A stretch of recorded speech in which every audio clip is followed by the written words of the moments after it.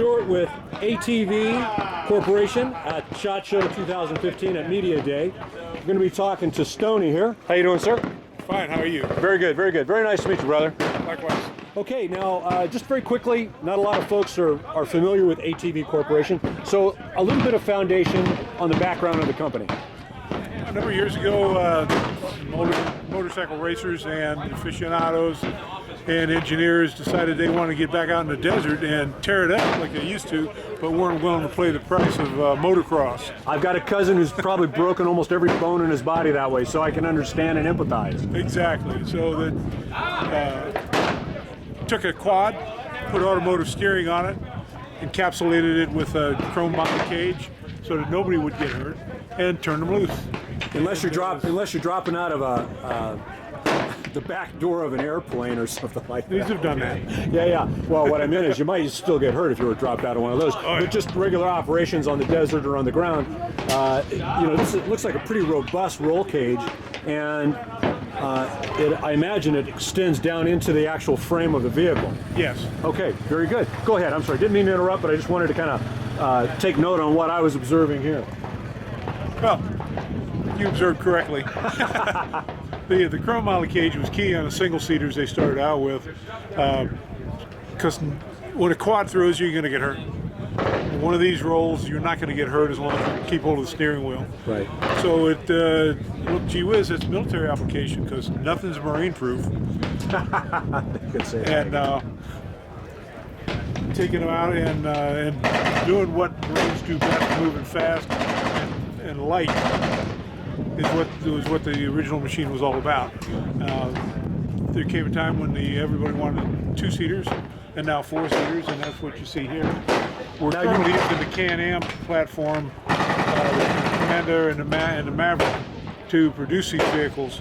We militarize them, upgrade them, make them better than they were before, but we go from there. Very good. I couldn't help but notice, and as you said, as long as you can keep your all your extendables inside the cage, you're probably going to come out unscathed in this vehicle, even if you roll it a few times. Can't help but notice you got handholds just about everywhere, and as you said, another thing that Marines are really good at is hanging on to stuff that needs to be hung on to. And so I can't help but notice a lot of handholds. Now you've also got this set up for medical evac or transportation. This one is using a standard stretcher that is in NATO use now. This one pins down. You fold the back down, fold the seat forward on either side, or both sides. It'll carry two litters. Right. In this configuration right now, you can put a medic right up there next to the head of the patient that's being transported. Or to his lower extremities if that's the case, if he has to really be worked on in that regard. Although the head or the upper torso is going to be the most dramatic effect. And of course, as you mentioned, the loading gate here, or the gate, on what you'd have on, say, a pickup truck, folds down to accommodate that, and you could probably stick some additional equipment back into the back of the Absolutely. vehicle. If you got a piece of equipment that needs to go onto one of these and get out in the rough terrain, it can be customized to your usage, your need. Very good.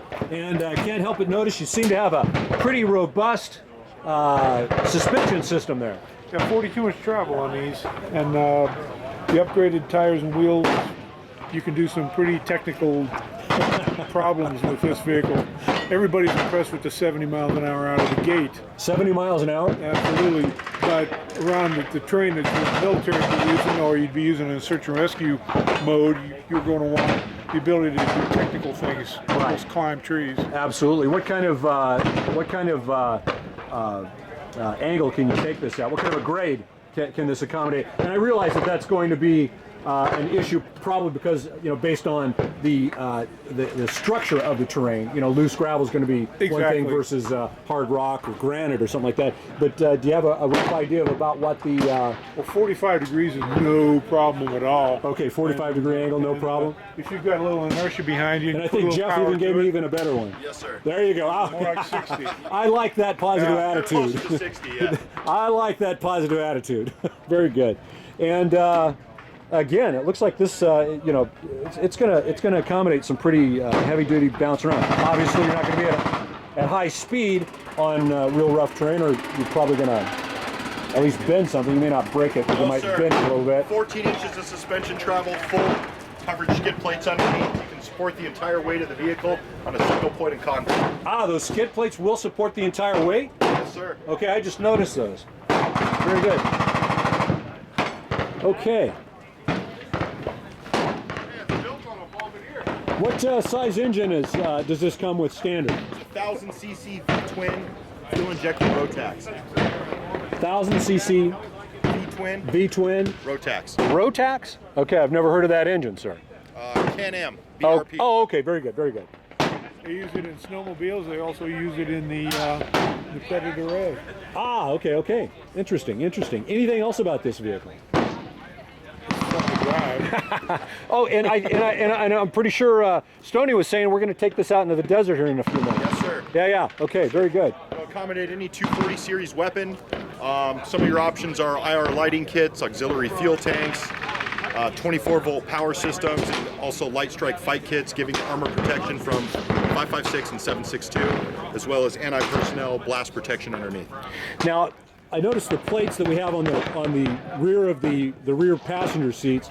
You know, obviously that doesn't look like that's any you know, projectile penetration protection, but obviously you can probably add panels onto this vehicle, etc. That's part of the fight kit for the armor protection. Very good. And is there? It doesn't look like you've got this set up as a fight vehicle, but is there? Would you normally have a pintle mount in the center, or you could have it anywhere you want it. Anywhere you want it. Oh, okay, so it's basically it can accommodate whatever the end user's desire. It's a multi-configurable platform, is what it is.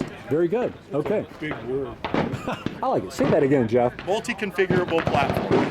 Beautiful. Now, Stoney, say it 3 times. Multi-configurable platform 3 times. Outstanding. Oh, there's always a way around. There's always a way around. Gentlemen, thanks a lot. I really appreciate it. Nice vehicle. And of course, if you know, Mom and Dad want little Bobby to have this, not available in stateside. However, they might want to put in a request through, you know, a politician, a senator, representative, that little Bobby might need to use it if he's, you know, in some other place offshore, we might say. That is correct. It's found on GSA. Beautiful. Thanks, guys. Thank you, sir.